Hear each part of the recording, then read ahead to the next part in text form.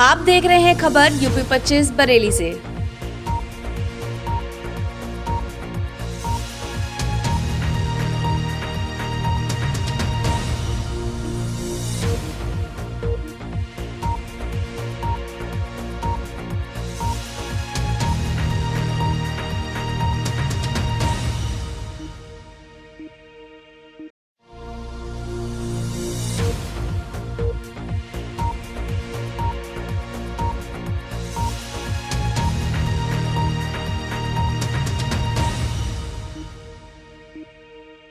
सिंह मलिक नाम है। मैं यहाँ एनी रेलवे मजदूर का प्रेसिडेंट हूँ।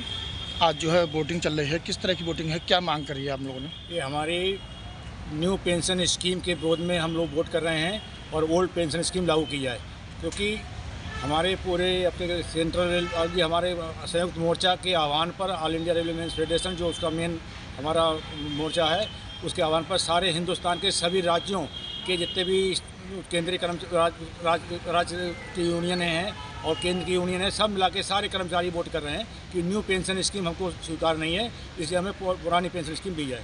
कब से अभियान शुरू किया है? ये अभियान हमारा 2 दिन का है, 21 और 22 का।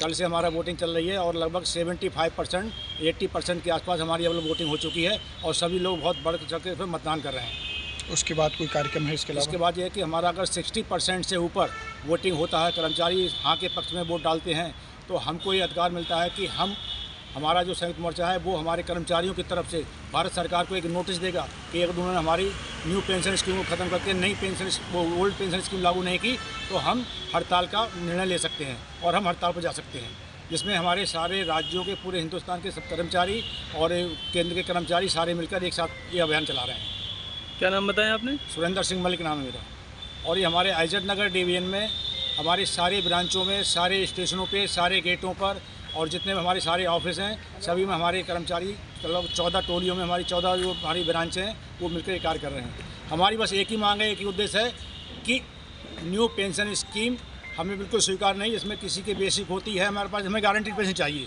आप नाम उसका कुछ रखिए, चाहे न्यू पेंशन रखिए, चाहे कुछ रखिए, नेशनल पेंशन रखिए, परंतु हमको हमारी जो लास्ट सैलरी ड्रा हो रही है रिटायरमेंट के समय पर उसका 50% हमको हमारा पेंशन मिलना चाहिए।